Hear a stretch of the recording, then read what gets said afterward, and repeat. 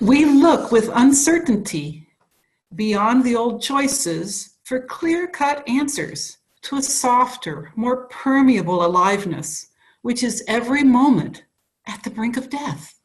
For something new is being born in us, if we but let it. We stand at a new doorway, awaiting that which comes, daring to be human creatures, vulnerable to the beauty of existence, learning to love. With these words by Anne Hillman from her book, Awaking the Energies of Love, I welcome you to the Unitarian Universalist Church of Boulder. My name is Janet Evans, and I'll be your worship leader today.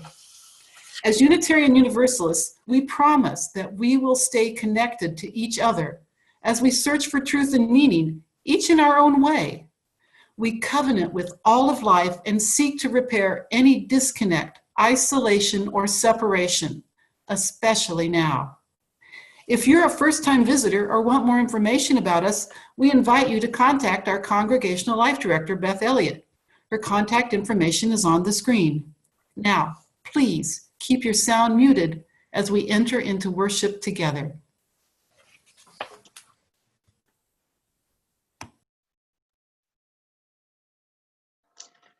This is the day that has been given to us. It is a day we could not have created, could not have earned. And regardless whether or not we deserve it, this day does come to us. And it comes as a gift from the universe, a gift from God, a gift from life itself. So come and let us worship with gratitude for this and for so many gifts, with humility for our shortcomings, and with hope that we will continue to transform our lives and to transform our world. And with these words, I too welcome you here to the Unitarian Universalist Church of Boulder for our virtual worship service. I am Reverend Eric Posa, interim minister.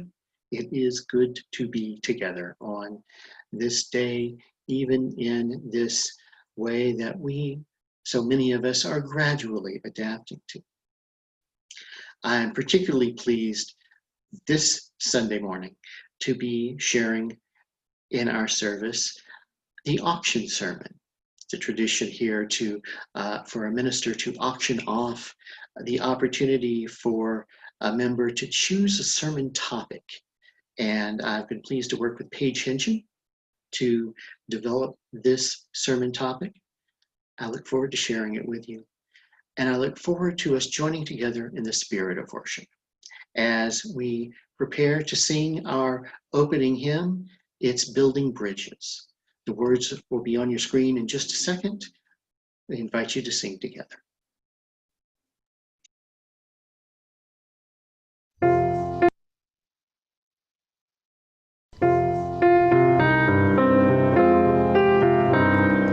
Building bridges between our divisions, I reach out to you, will you reach out to me?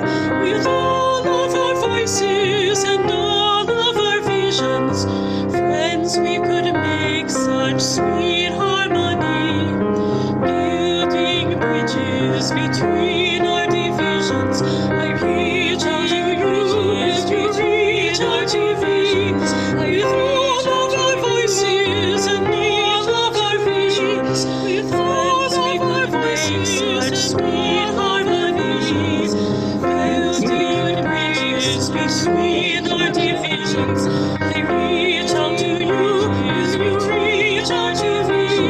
With all of our voices and all of our visions, with all of our voices such sweet harmonies. Building bridges between our divisions, I reach out to you, as you reach out to me. With all of our voices and all of our visions, with all of our voices such sweet harmonies. Friends, we could make such sweet harmony. Friends, we could make such sweet harmony.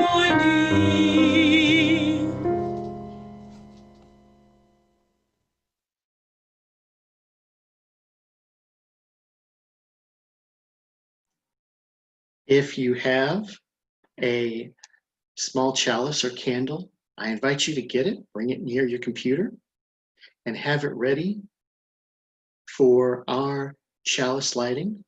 I'm pleased also today to be joined by Mary Clough, who will conclude for us this series of chalice lightings these last several weeks from the new members of our Ministerial Search Committee. Mary?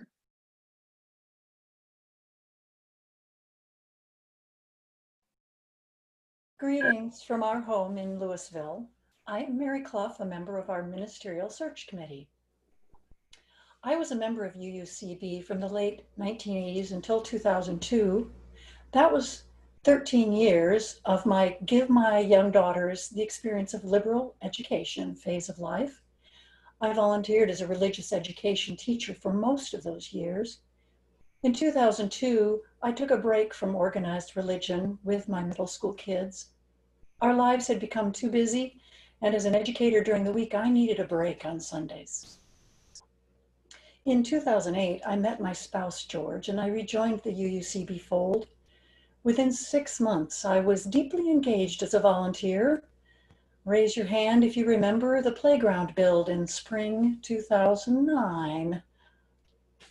I immediately felt I belonged. The community was strong and caring. I felt the embrace. In the 12 years since, I have led committees for 4 of our all-church retreats, the Strategic Initiatives Committee, served on Leadership Development Council, and now I'm on the Worship Committee, and I still am feeling the embrace of a caring community. Recently, I volunteered to be on the committee to search for our next settled minister. I am very excited to work with this team. We are committed to serving you, our congregation. We have just begun meeting and will begin communicating soon our status to you. I light this chalice, and this is a chalice that I made with the crafts at our 2015 August retreat. Remember that one?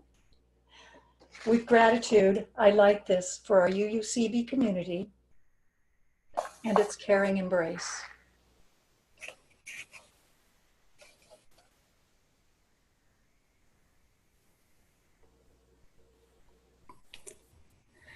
May the many chalice lights now shining across our community inspire us with the knowledge that even in our individual homes and locations, we are together with others in our shared hope and faith.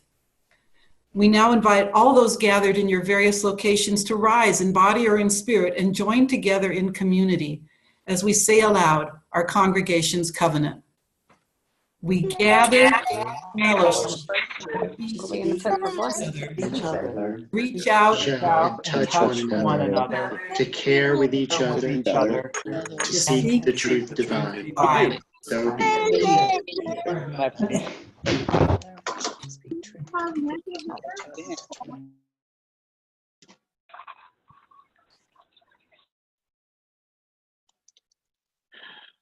It was a real joy to work with Paige on developing this sermon, as I suggested earlier, and to hear her thoughts about an approach to exploring some of the values and character traits that might more often be seen as traditional, traits like humility, temperance, forgiveness, etc., and explore how some of these conservative seeming virtues might be meaningful for us religious liberals too, and particularly the possibility that some of them might serve as helpful corrections to that occasional tendency among some of us on the liberal end of the religious spectrum towards an excessive kind of self-righteousness, even if it's a different kind than we hear from other people of faith.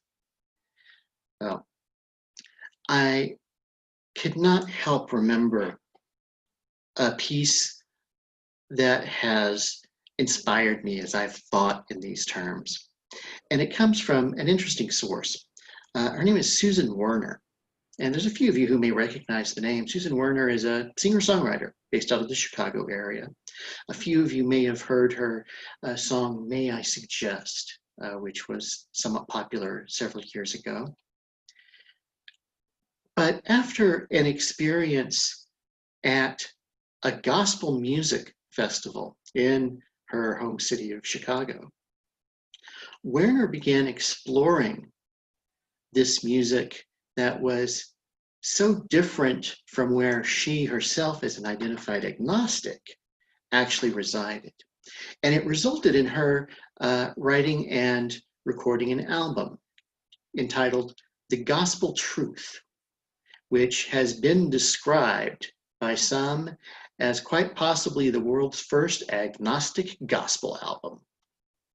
Really, what it was an attempt, in her words, to use the music of faith to convey the language of doubt, and yet, at the same time, to also show respect for those positive aspects of religious life, even while offering critiques of its negative excesses. And after the album was recorded, she toured in religious and secular venues throughout the country. I saw a clip of her performing at the most secular setting you could imagine. It was a folk music club in Cambridge, Massachusetts. But I was particularly struck by her performance of one song, especially, a song entitled Did Trouble Me, which I'm putting the information about it in our chat right now. This is a song that, if I didn't know better, if I didn't know its context, I would assume was a straightforward religious song, even though I understood that she saw it in a very metaphorical sense. And the lyrics of the song are striking. And sadly, because of copyright issues, I cannot share a clip of the song as we're streaming our worship service online. But again, I'll paste just a few of the lyrics here in our chat. But she writes, when I held my head too high, too proud, my Lord did trouble me. When I raised my voice too little or too loud, my Lord did trouble me. And then she goes into the chorus. Did trouble me with a word or a sign, with a ringing of the bell in the back of my mind. Did trouble me, did stir my soul for to make me human, to make me whole. It's a rich and very lovely song, and I encourage you to look it up, and you can find clips of it on YouTube. But I was particularly struck how, after performing this song in this oh-so-secular setting at this folk club in Cambridge, Massachusetts, she asked a question of the audience. Anyone have a problem with that? She said. And then she went on to add, do you need a more sophisticated theological device for the installation of conscience? And then concluded, oh, it's all right, isn't it? She was giving voice to the understanding that even from a secular point of view, even from an agnostic point of view, while some of us may not find meaning in the word, in direct meaning in the word Lord, and certainly many of us would reject the patriarchy behind that. Susan Werner makes very clear in the lyrics of other songs of that album that she rejects that patriarchy as well. But when we understand that this is a meaningful, metaphorical approach to speaking about our deepest values and how we can be called back to them when we fall short of them, there's an inspiration we can take in the understanding that we ourselves may not be perfect, but our lack of perfection does not make us any less valuable or worthy, no less human, no less whole. And there's more to say about that, and indeed I will, a little bit later in today's service.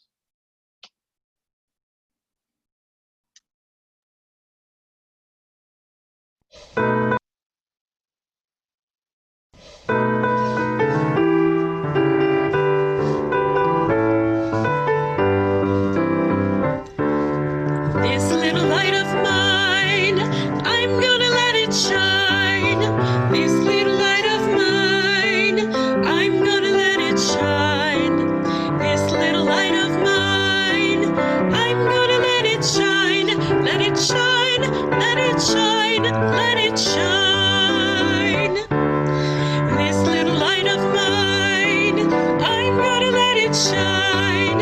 This little light of mine, I'm gonna let it shine.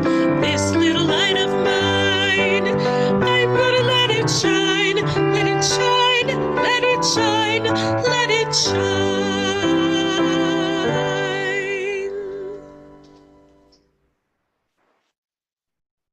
Well, we share with one another in so many ways as we worship together. And this new worship format does allow us for a different way to share the blessings and the concerns that we carry with us, those life transitions that may have impacted us in recent days.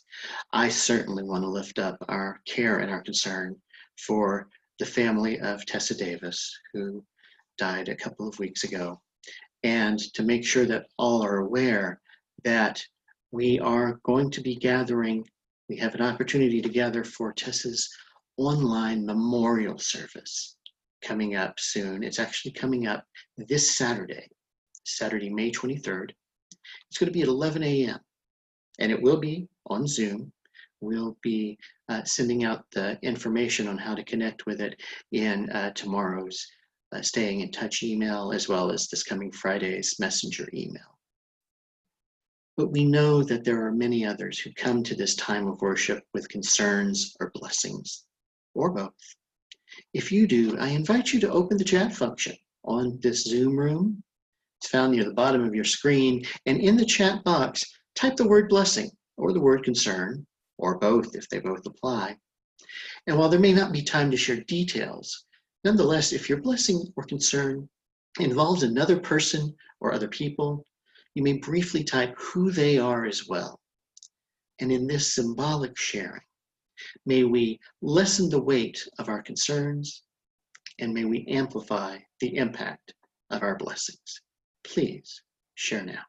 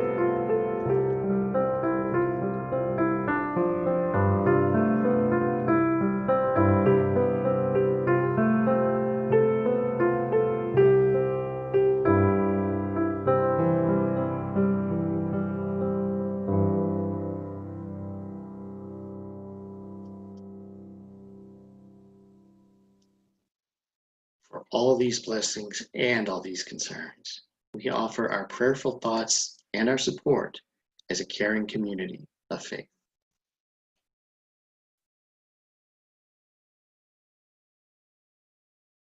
Good morning, my friends. I invite us to settle into a nice space of meditation for a few moments as I ring our bowl.